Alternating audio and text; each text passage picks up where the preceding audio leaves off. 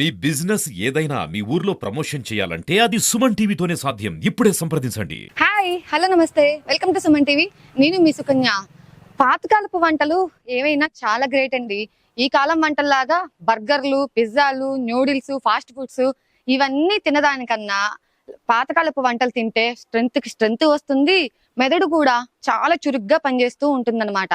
ఈ కాలం ఫుడ్ తినటం వల్ల చిన్న చిన్న వయసులోనే డయేరియాలు, మలేరియాలు, డెంగ్యూలు, ఈ దోమలేంటి, లేకపోతే చిన్న వయసులోనే షుగర్లు, బీపీలు, కళ్ళకి అద్దాలు ఇవన్నీ వస్తూ ఉన్నాయి. ఇవన్నీ ఎందుకు వస్తున్నాయి? కేవలం ఈ ఫుడ్ లో మార్పులు రావటం వల్ల, ఈ జంక్ ఫుడ్స్ బాగా అలవాటు అయిపోవటం వల్ల. సో అందుకే మా వ్యూయర్స్ కోసం పాతకాలపు వంటల్ని మీ ముందుకు తీసుకెళ్ళడానికి నేనైతే సిద్ధంగా ఉన్నాను.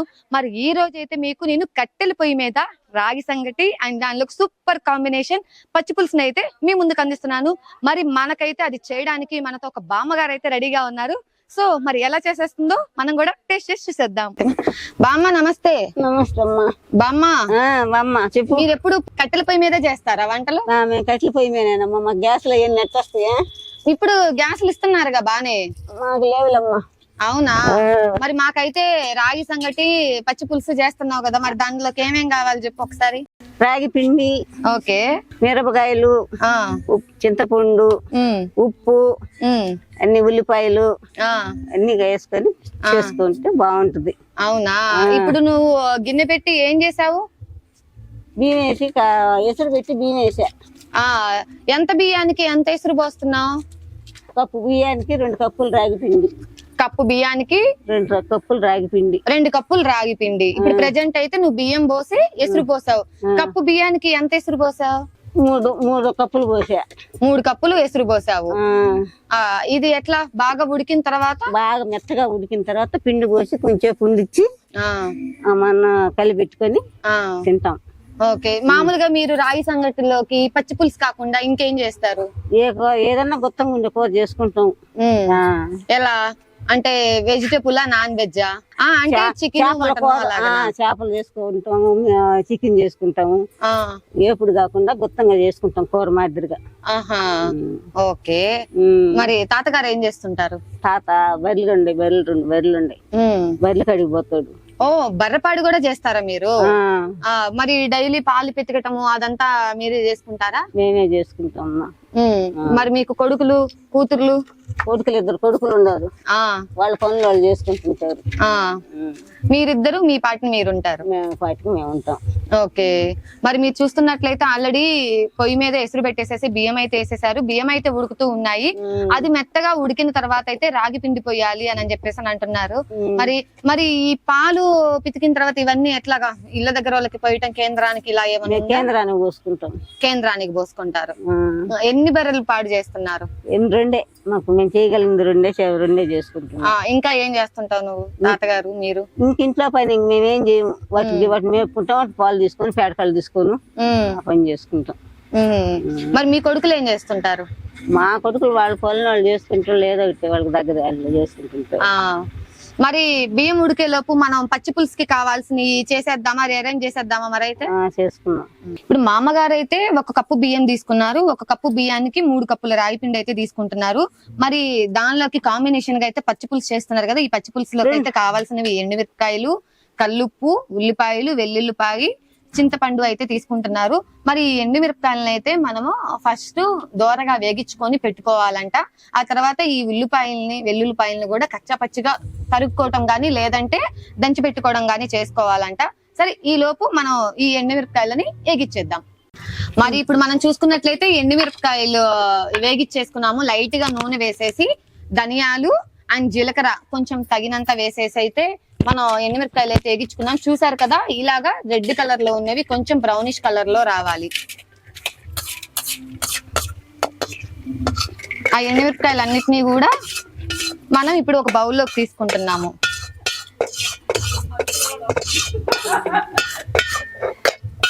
తాతగారా నాయనమ్మ? తాతగారు ఒక్క నిమిషం ఇట్రండి. తాత నమస్తే. నమస్కారం. మరి బామ్మ అయితే ఈ రోజు మాకు రాగి సంగటి పచ్చి పులుసు చేసి చూపిస్తుంది. మరి బామ్మ వంటలు బాగా చేసిద్దా? బాగా చేస్తుందమ్మా. మీకు బామ్మ చేసే వంటల్లో బాగా ఏమి ఇష్టం? అన్ని ఏదైనా బాగా చేస్తుంది. బాగానే తింటున్నాము, ఇబ్బంది ఏం లేదు. ఉమ్. అంతవరకు. మీకు పెళ్ళి ఎన్నేళ్ళు అయింది? మాకు 45 ఏళ్ళు అవుతుంది. 45 ఏళ్ళు అవుతుంది. మరి 45 ఏళ్లలో మీరు బామ్మగారితో జీవితం ఎంత బాగా గడిచింది? అంటే మీ ఫీలింగ్ లో ఒక 2 మాటల్లో ఈ కాలం జనాలకి, ఈ కాలం ప్రజలకి, ఈ కాలం దంపతులకి, ఈ జనరేషన్ ని బట్టి మీరు ఇచ్చే ఒక సలహా ఏంటి?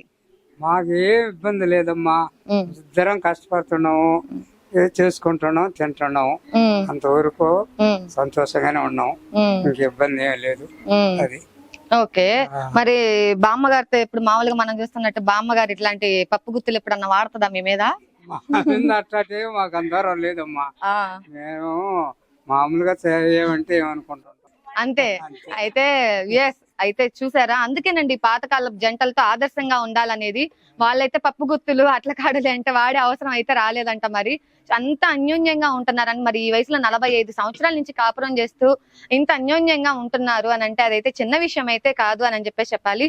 తాతగారు, మరి మీ కొడుకులు ఏం చేస్తుంటారు? కోడళ్ళు ఎక్కడ ఉంటారు వాళ్ళు? ఇక్కడ ఇంట్లోనే ఉంటారు. ఆ, వాళ్ళ పని వాళ్ళు చేసుకుంటుంటారు. ఉమ్, మేమిద్దరం కడగా ఉన్నాం ఉమ్, అంతవరకు. ఉమ్. మీరిద్దరు మాత్రం చిలక గోరింకల్లాగా సపరేట్ గా ఉంటున్నారు. వాళ్ళ ఎందుకులే మన మధ్యలో అడ్డు అని. వాళ్ళ పని వాళ్ళు చేసుకుంటున్నారు. ఆ, ఇంకా మనం వాళ్ళని అడిగేది ఏం లేదు. ఉమ్, ఇప్పటికేం వాళ్ళని మనం ఆశించలేదు. ఉమ్, మనం ఏదో నాకున్నది వాళ్ళకి ఇచ్చాను, ఉమ్, మేము చేసుకొని తింటున్నాం. ఉమ్, చేయలేని రోజు పరిస్థితి కదా. ఉమ్. ప్రస్తుతానికైతే మీరిద్దరు చిలక గోరింకల్లాగా హ్యాపీగా ఉంటున్నాం అంటారు. హ్యాపీగానే ఉన్నాం. ఈ గ్యాప్ లో అయితే మనం వేగిచ్చి పెట్టుకున్న ఎండుమిరపకాయలు, ధనియాలు, జీలకర్ర ఉన్నాయి కదా, దానిలో తగినంత కల్లుప్పు వేసాము, రాళ్ళుప్పు. ఆ రాళ్ళుప్పు వేసేసి మామూలుగా దంచటం, మిక్సీ వేయటం ఇవన్నీ చూస్తుంటాం కదా. కానీ ఇక్కడ మా అమ్మ ఏంటంటే ఆ రెండు చేయకుండా పప్పు గుత్తుతో వెనుపుతుందన్నమాట. పప్పు గుత్తుని కేవలం వీళ్ళు ఇలా వెనపడానికి మాత్రమే యూజ్ చేస్తారు.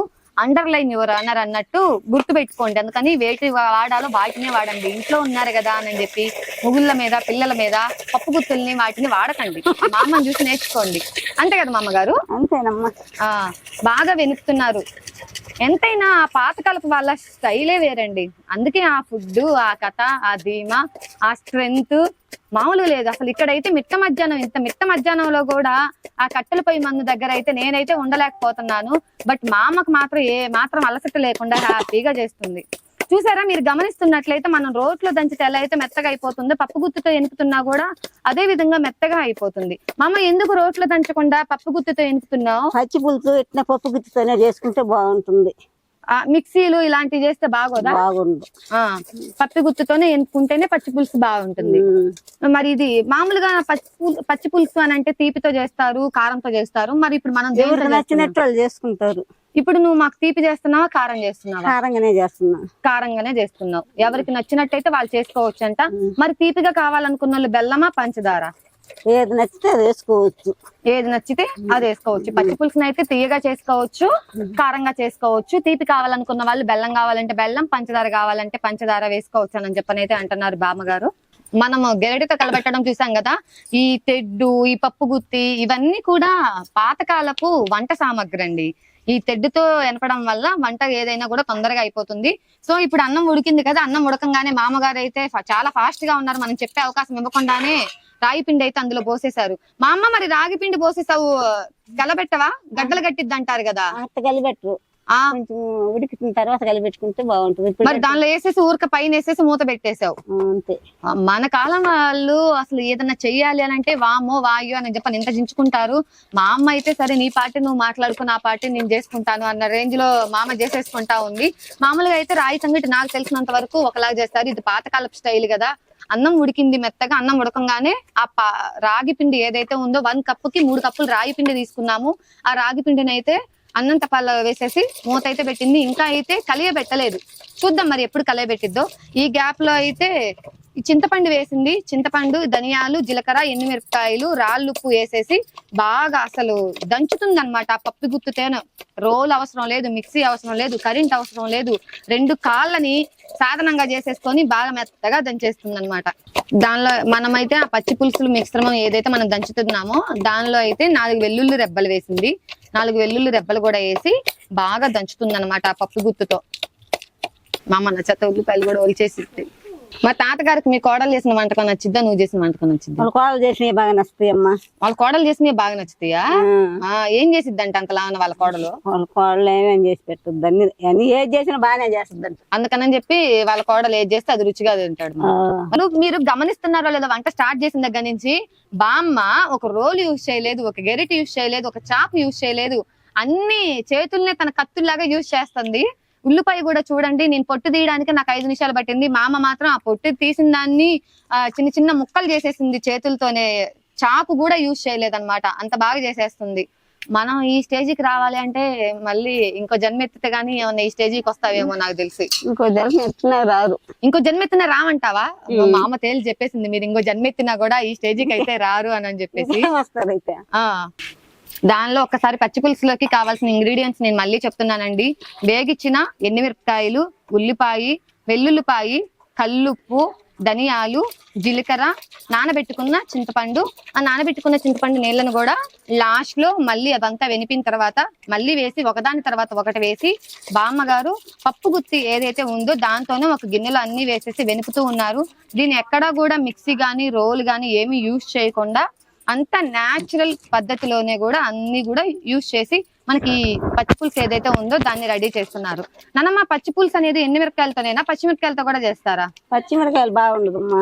చేస్తారా మామూలుగా? చేసుకుంటారు కానీ బాగుండదు. పచ్చిమిర్చితో అయితే పచ్చి పులుసు బాగుండదు, ఎండుమిరపకాయలతో అయితేనే బాగుంటది అంటావు. మా అమ్మ ఇంకా పచ్చి పులుసు అంతేనా? అయిపోయిందా? ఇంకా పచ్చి పులుసు అయిపోయింది. పచ్చి పులుసు అయితే ఇంకా అయిపోయింది. ఇంతే చిక్కగా ఉంటుందా? మామూలుగా వాటర్ వాటర్ గా ఉంటది కదా. వాటర్ కావాలని వాళ్ళు పోసుకుంటారు, సంగట్లా ఎట్టుంటేనే బాగుంటది. ఆ వాటర్ వాటర్ గా కన్నా కూడా ఇలాగా చట్నీ టైప్ లో ఉంది కదా. మామూలుగా అయితే పాతకాలంలో అయితే ఇలాగే చేస్తారండి, కానీ కావాలనుకున్న వాళ్ళైతే మీరు వాటర్ యూజ్ చేసుకోవచ్చు అని చెప్పేసి చెప్తుంది. నాకైతే రెడ్డిగా అసలు చూస్తుంటేనే నోట్లోంచి లాలా ఊరిపోతుంది అనమాట. మరి నాయనమ్మ అయితే రాగి పిండి వేసేసింది. మీరు ఇందులో అబ్జర్వ్ చేస్తున్నట్లయితే రాగి పిండి వేసేసింది కానీ అస్సలు కలపలేదు. మీరు చూస్తున్నారా? ఇదిగోండి, రాగి పిండి అంతా పైన ఇలాగే ఉంది. మరి చూడాలి, మరి నాయనమ్మ చేసే ఈ డిఫరెంట్ రాగి సంగటి ఏందో అసలు చూడాలి. మామూలుగా అయితే మనం ఏందో రకరకాలుగా చేసేసి మనకు నచ్చినట్టు చేసుకుంటూ ఉంటాము. బట్ అన్నం అయితే అడుగున అలాగే ఉడుకుతుంది, పైన రాగి పిండి కూడా ఇలాగే వేసేసింది డైరెక్ట్ గా. మరి కలపవా అని అంటే కలపన అవసరం లేదు అని చెప్పేసి అని అంటుంది పొయ్యి మీద. చూద్దాం మరి ఫైనల్ గా ఈ రాగి సంగటిని మన ముందుకు ఎలా తీసుకొస్తుందో. ఈ పొగసెకకైతే నా వల్ల అయితే కావట్లేదండి. అంతేనండి, ఈ జనరేషన్ మన వల్ల కాదు, ఆ జనరేషన్ కి ఈ జనరేషన్ కి డిఫరెన్స్ ఉంది అని అనేది. అందుకే ఆ కాలంలో జనాలు 90 ఏళ్ళు, 100 ఏళ్ళు, 110 ఏళ్ళు, 120 ఏళ్ళు బతుకుతున్నారు. ఈ జనరేషన్ వాళ్ళు 50 ఏళ్ళు, 60 ఏళ్ళు బతకడానికి కూడా ఒంటి నిండా 100 రోగాలు పెట్టుకొని గానీ ఇది అవ్వట్లేదు అనమాట. మరి మా అమ్మగారు అయితే పొయ్యి మీద నుంచి ఈ రాగి సంగటి గిన్నె మనం ఏదైతే తయారు చేస్తున్నామో అది తీశారు. అది తీసి ఇందాక చెప్పాను కదా, రాగి పిండి ఏదైతే ఉందో అది వేసేసి కలబెట్టలేదు అని చెప్పేసి ఆ రాగి పిండిని ఇప్పుడు దాకా అలాగే ఉంచేసి బాగా మగ్గేలాగా చేసింది అందులోనే. ఇప్పుడు తీసి ఇప్పుడు బాగా వెనుపుతుంది అనమాట. బామ్మ, ఎందుకు ఇందాక వెనపకుండా ఇప్పుడు ఎందుకు వెనుపుతున్నావు అంటే? ఇందాక వెనిపితే ఉండగట్టద్ది, బాగుండదు. అందుకని మధ్య నుంచి కలుపుకుంటే బాగుంటుంది. ఇప్పుడు అంతా అయిపోయిన తర్వాత ఇప్పుడు గలబెట్టుకుంటే బాగుంటది అని అంటావు.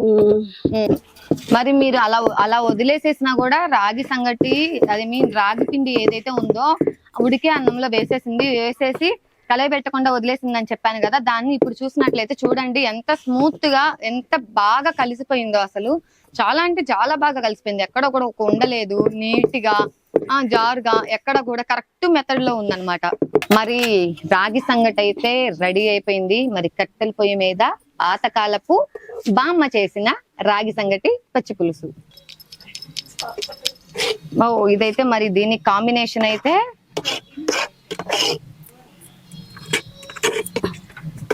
చూసారు కదండి. మరి రాగి సంగటి పచ్చి పులుసు, పల్లెటూరులో బామ్మ చేసిన పాతకాలపు రాగి సంగటి పచ్చి పులుసు అయితే మరి వేడిగా అయితే పచ్చి పులుసు అయితే స్మెల్ అయితే అద్దరిపోతుంది. ఇందాక నేను చెప్పినట్టు నోట్లోంచి లాలాజలం ఊరిపోతుందని చెప్పి కోవేశ్వర్ల గారు అంటారు కదా, అలా అయితే ఉంది. మరి మా అమ్మ, నాకన్నా ఫస్ట్ అసలు నువ్వే చూసి చెప్పు. అవును, ఈ బియ్యంలో రాగి సంగటిలో ఉప్పు కూడా వేసినట్లేవు?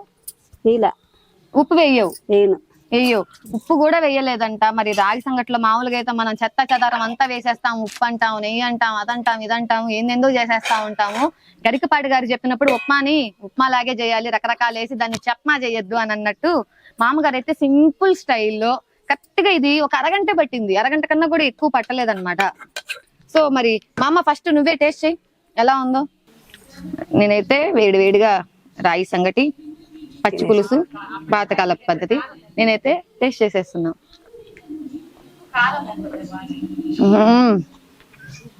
నిజంగా చాలా అంటే చాలా బాగుంది, కారంగా.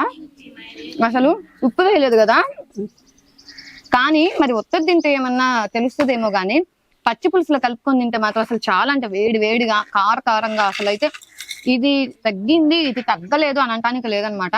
నిజంగా చాలా బాగుంది. నాయనమ్మ మరి ఇంత మంచి రాగి సంగటి పచ్చి పులుసు చేసినందుకు మీకు ప్రత్యేకంగా ధన్యవాదాలు. సో మరి ఇలాంటి పాతకాలపు అమూల్యమైన రుచికరమైన వంటల కోసం మరిన్ని అప్డేట్స్ కోసం చూస్తూనే ఉండండి సుమన్ టీవీ. నేను మీ సుకన్య.